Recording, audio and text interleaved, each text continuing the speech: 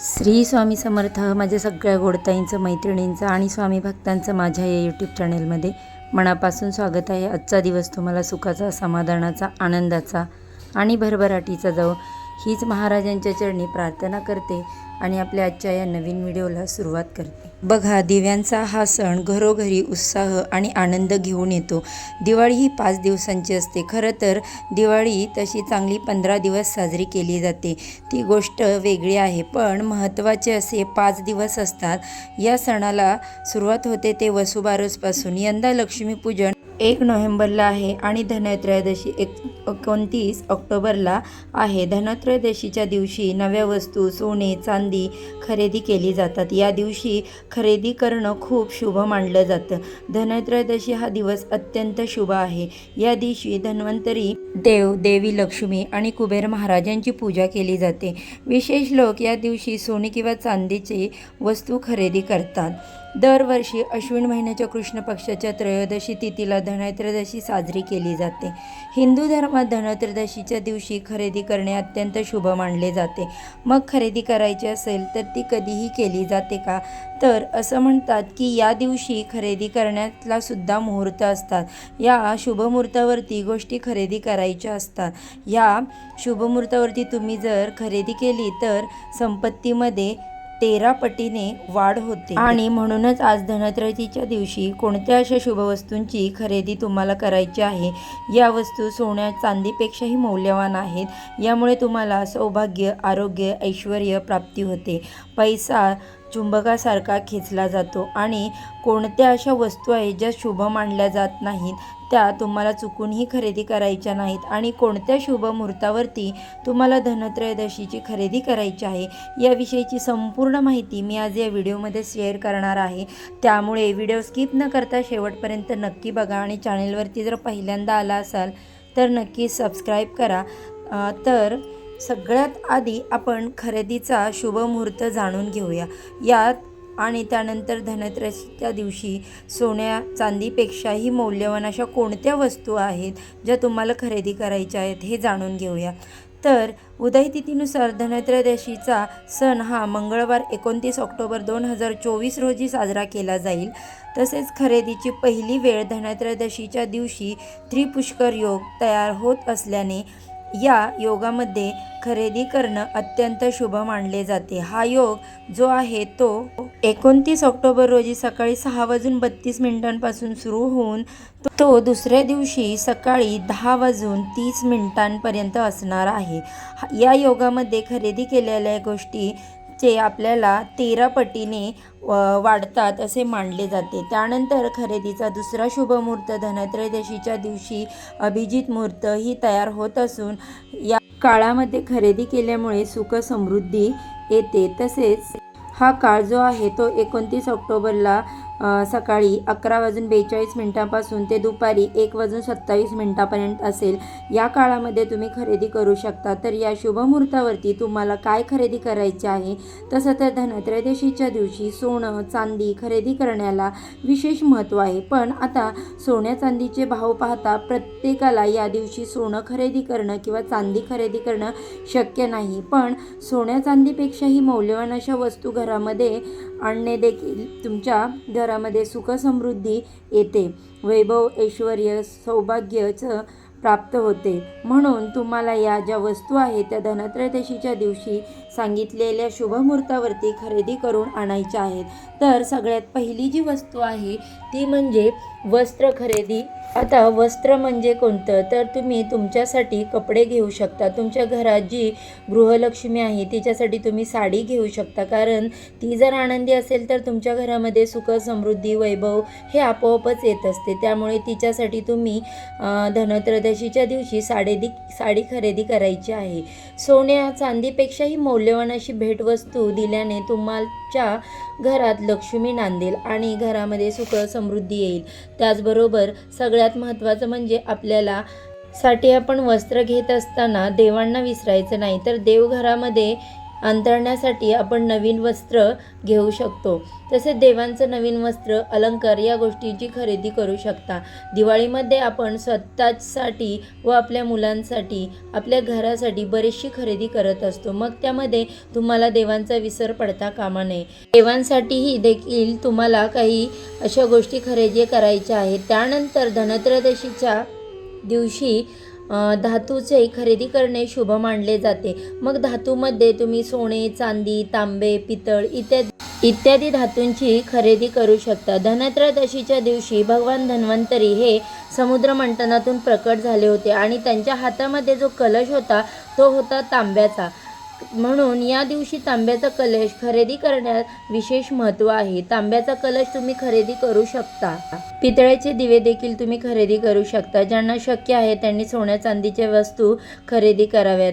तसेच त्याच्याबरोबर गुंजभर का होईना तुम्ही सोनं खरेदी करावं. चांदीमध्ये तुम्ही देवांच्या मूर्ती खरेदी करू शकता किंवा चांदीचे इतर साहित्य बाजारामध्ये मिळते, ते तुम्हाला आवश्यक आहे, पूजेसाठी लागणार आहे किंवा तुमच्या इतर वापरासाठी लागणार आहे, त्याचीही खरेदी करणं अत्यंत शुभ मानलं जातं. तसेच पण या दिवशी ज्यांना सोने चांदी खरेदी करणं शक्य नाही त्यांनी या दिवशी तांब्याचा कलश खरेदी करावा. पण हा कलश तसाच खरेदी करायचा आहे का, तर नाही. यामध्ये तुम्हाला एक वस्तू टाकायची आहे. तो कलश तुम्हाला घरी घेऊन यायचा आहे. ती वस्तू कोणती आहे ते देखील मी पुढे शेअर करणार आहे. पण एकतरी धातूची वस्तू तुम्हाला खरेदी करायची आहे. अगदी स्टीलचं भांडं देखील तुम्ही या दिवशी खरेदी करू शकता. त्यानंतर बघा, धनत्रयोदशीच्या दिवशी तुम्हाला कोथिंबीर खरेदी करण्याला देखील धार्मिक महत्त्व आहे. जर तुम्ही बाजारात गेला तर तुम्हाला कोथिंबीर दिसली तर ती तुम्हाला आवर्जून खरेदी करायची आहे. कोथिंबीर किंवा मग अख्खे धणे तुम्ही या दिवशी खरेदी केल्याने घरामध्ये लक्ष्मी मातेचे मोठे आशीर्वाद मिळतात. तसेच घरात म्हणून तुम्ही धनत्रयोदशीला धणे खरेदी करू शकता. आणि हे जे धणे आहे, तुम्ही जो कलश खरेदी केलेला आहे त्या कलशामध्ये भरून तुम्हाला घरी घेऊन यायचे आहे. आणि अशा प्रकारे तुम्ही जर कलश खरेदी करणार असाल तर त्यामध्ये तुम्हाला धणे घालून तो कलश घरात आणायचा आहे. किंवा तुम्हाला कलश खरेदी करणं शक्य नसेल तर धण्याची मात्र तुम्हाला आवर्जून खरेदी करायची आहे. धणे जे आहेत ते धनाला आकर्षित करतात आणि हे पूजेमध्ये अर्पण केलेले धणे जे आहेत, तुम्ही त्याचं नंतर काय करायचं आहे तर तुम्हाला सगळे धणे पूजेमध्ये ठेवायचे आहेत का, तर यातील थोडे धणे तुम्हाला धन्वंतरी देवाला नैवेद्य अर्पण म्हणून करायचे आहेत. आणि बाकीचे पूजन अर्पण केलेले जे धणे असतात ते तुम्ही तुमच्या घरातील एखाद्या कुंडीमध्ये किंवा बागेमध्ये पेरू शकता. आणि त्यातून बाहेर येणारं जे रोप आहे तेच तुमचं खरं धन आहे. बघा, सोन्या चांदीपेक्षाही मौल्यवान अशी वस्तू आहे आणि ती यांचा धनत्रयोदशीच्या दिवशी मान असतो. त्यानंतरचं एक अतिशय महत्त्वाचं व मौल्यवान वस्तू तुम्हाला धनत्रयोदशीच्या दिवशी खरेदी करायची आहे, ती म्हणजे खडेमीठ. खडेमीठाची उत्पत्ती समुद्र मंथनातून झालेली आहे. खडेमीठ हे देवी लक्ष्मीला अतिशय प्रिय आहे. आणि बघा, खडेमीठाचा आपण अनेक उपाय देखील करत असतो. तर तुम्हाला धनत्रयोदशीच्या दिवशी पूजेमध्ये आवर्जून खडेमीठ ठेवायचे आहे. अखंड लक्ष्मी प्राप्तीसाठी खडेमीठाचा दिवा देखील धनत्रयोदशीच्या दिवशी लावला जातो. आता त्यानंतरची जी वस्तू आहे तुम्हाला धनत्रयोदशीच्या दिवशी आवर्जून खरेदी करायची आहे, ती वस्तू म्हणजे सोन्या चांदीपेक्षाही मौल्यवान आहे आणि ती वस्तू देवी लक्ष्मीचं स्वरूप आहे. तर धनत्रयोदशीच्या कितीही खरेदी केली तरी हरकत नाही, पण झाडू मात्र तुम्हाला खरेदी करायला विसरायचं नाही. आजकाल आधुनिक युगामध्ये आपल्याकडे मोठे मॉप असतात, व्हॅक्यूम क्लीनर असतात, पण पुरातन काळापासून चालत आलेला झाडू म्हणजे जो लांब दांडाचा झाडू असतो तो आपण घर झाडतो. आजकाल तो झाडू नाही, तर पूर्वी अंगण झाडण्यासाठी तसेच घर झाडण्यासाठी जो झाडू वापरला जायचा तुम्हाला त्याची खरेदी करून आणायची आहे. त्या झाडूला केरसुणी देखील म्हणतात. याचा मान धनत्रयोदशीच्या दिवशी असतो, पण याचं पूजन तुम्हाला लक्ष्मीपूजन दिवशी करायचं असतं. खरेदी मात्र तुम्हाला धनत्रयोदशीच्या दिवशी करायची असते. या दिवशी झाडू खरेदी करण्याला विशेष महत्त्व आहे. धनत्रयोदशीला झाडू खरेदी केल्याने देवी लक्ष्मी प्रसन्न होते आणि वर्षभर घरामध्ये आशीर्वाद राहतो. पण झाडू हा प्लॅस्टिकचा नसावा, त्याची विशेष काळजी घ्यावी. या दिवशी फक्त झाडू विक्रेत्यांकडूनच खरेदी करावी. झाडू खरेदी केल्यानंतर तुम्हाला त्यावरती पांढरा धागा आवर्जून बांधायचा आहे. त्यानंतर बघा, धनत्रयोदशीच्या दिवशी खरेदी केल्याने 13 पटीने वाढ होते असे म्हटले जाते. या दिवशी मातीच्या 13 पंत्या खरेदी करून आणण्याला महत्त्व आहे. तुम्ही या दिवशी मातीचे दिवे हे आधीच खरेदी करून ठेवले असतील तरी देखील धनत्रयोदशीच्या दिवशी दिव्याची खरेदी म्हणजे 13 दिव्यांची खरेदी तुम्हाला करायची असते. याचा खूप मान आहे. धनत्रयोदशीच्या दिवशी 13 दिवे खरेदी करून आणून तुमच्या धनसंपत्तीमध्ये 13 पटीने वाढ होते. आता हे दिवे तेच खरेदी करून आणायचेत का? तर नाही. या दिव्यांना स्वच्छ धुवून घ्यायचं, सुकवून घ्यायचं. त्यानंतर त्यामध्ये धनत्रयोदशीच्या दिवशी संध्याकाळी तुम्ही जी पूजा करतात ना, त्या पूजा मांडणीमध्ये हे दिवे मांडायचे आहे. यामध्ये तेल घालायचं आहे. 2 वातीची 1 वात करून प्रत्येक दिव्यामध्ये घालायची आहे. नंतर दिवे प्रज्वलित करायचे. दिव्याची पंचोपचारे तुम्हाला पूजा करायची आहे आणि असे हे 13 दिवे तुम्हाला धनत्रयोदशीच्या पूजेमध्ये आवर्जून ठेवायचे आहे. नंतर बघा, दिवाळीमध्ये जर गाय वासराची मूर्ती नसेल तर तुम्ही धनत्रयोदशीला खरेदी करून आणू शकता. आता वसुबारस जरी पहिला सण असला तरी वसुबारसच्या दिवशी आपण खरेदी करत नाही, तर जी काही खरेदी आपण मौल्यवान वस्तूंची करतो ती धनत्रयोदशी दिवशीच करतो, कारण या दिवसाला तेवढेच महत्त्व आहे. त्यामुळे तुमच्या देव्हाऱ्यामध्ये जर गाय वासराची मूर्ती नसेल तर पितळेची किंवा तांब्याची किंवा ज्यांना शक्य असेल त्यांनी चांदीची गायीची वासराची मूर्ती खरेदी करावी. किंवा तुम्ही मातीची गायीची मूर्ती देखील आणू शकता आणि तिची स्थापना मग तुम्ही तुमच्या घरामध्ये करायची आहे. आता ही गाय मूर्ती आहे ती तुम्हाला पुढच्या वर्षी वसुबारसच्या पूजेच्या वेळेस उपयोगी येईल. गायीमध्ये 33 कोटी देवींचे वास असतो. त्यामुळे गायीची मूर्ती ही आपल्या प्रत्येकाच्या देवाऱ्यामध्ये, प्रत्येकाच्या घरामध्ये असायला हवी. याचबरोबर बघा, या दिवशी देवी लक्ष्मी आणि भगवान कुबेर यांचं पूजन केलं जातं. कोजागिरी पौर्णिमेच्या दिवशी आपण भगवान विष्णू, माता लक्ष्मी, कुबेर, इंद्र आणि चंद्र यांची पूजा करतो. परंतु धनत्रयोदशीच्या दिवशी देखील भगवान कुबेर आणि देवी लक्ष्मी यांची पूजा केली जाते. मग आता तुमच्या घरामध्ये जर कुबेर यंत्र नसेल तर तुम्ही त्यांची खरेदी करू शकता. कुबेर यंत्र ठेवल्याने भगवान कुबेर हे आहेत ते तुमच्यावर धनवर्षाव करतात. वर्षभर धनधान्याची कमतरता भासत नाही. कुबेर यंत्र व्यतिरिक्त भगवान कुबेर यांची मूर्ती देखील तुम्ही खरेदी करून आणू शकता. धनत्रयोदशीच्या दिवशी कुबेरांची मूर्ती घरात आणणे देखील खूप शुभ मानले जाते. तसेच कुबेरांची मूर्ती तुम्हाला तुमच्या देवाऱ्यामध्ये ठेवता येत नाही. ती पूजा झाल्यानंतर दुसऱ्या दिवशी तुम्हाला काढून तुमच्या तिजोरीमध्ये ठेवायची असते. त्याचबरोबर बघा, जर तुमच्या घरामध्ये श्रीयंत्र नसेल तर तुम्ही श्रीयंत्राची खरेदी देखील धनत्रयोदशीच्या दिवशी करू शकता. श्रीयंत्र हे देवी लक्ष्मीचं आसन आहे. ज्या घरामध्ये श्रीयंत्र ठेवले जाते तिथं लक्ष्मी माता कधीही जात नाही, म्हणून तिथं ती कायम राहते. श्रीयंत्र खरेदी करणे धनत्रयोदशीच्या दिवशी शुभ मुहूर्तावरती अत्यंत महत्त्वाचं मानलं जातं.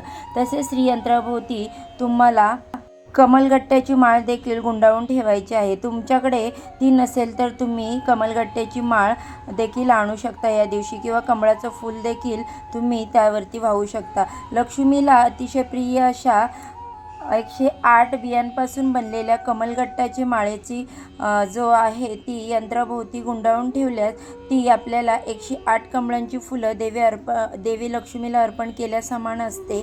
म्हणून ही माळ तिथे ठेवायची आहे.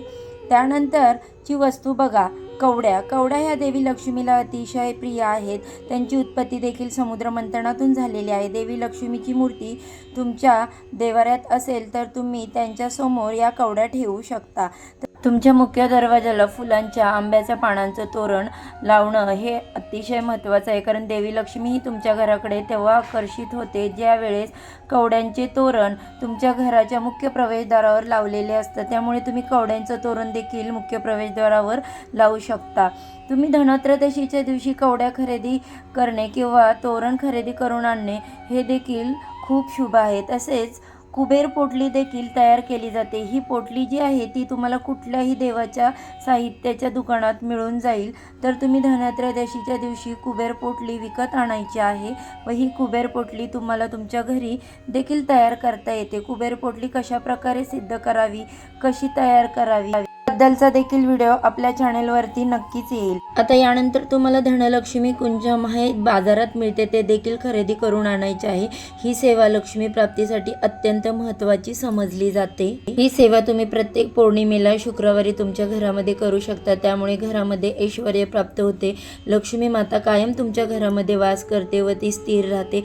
यानंतर तुम्हाला सगळ्यात महत्त्वाची वस्तू म्हणजे तुम्हाला मातीची लक्ष्मीची मूर्ती खरेदी करायची आहे। तुमच्या घरामध्ये जे चांदीची, धातूची, कोणत्याही पितळेची वस्तू जर लक्ष्मीची मूर्ती जरी असली तरी देखील तुम्हाला या दिवशी मातीच्या लक्ष्मीची मूर्ती खरेदी करून आणायची आहे। पूजा झाल्यानंतर त्यांचं विधिवत विसर्जन करायचं। बघा, या व्हिडिओमध्ये मी या सगळ्या गोष्टी सांगितल्या त्या सोन्यापेक्षाही मौल्यवान वस्तू आहेत किंवा गोष्टी आहेत त्या आपल्याला धनत्रयोदशीच्या दिवशी खरेदी करून आणायच्या आहे। त्याच्या खरेदीमुळे आपल्या घरामध्ये अखंड लक्ष्मीचा वास राहतो, सौभाग्य, आरोग्य, ऐश्वर्याची प्राप्ती होती, पैसा चुंबकासारखा खेचून येतो।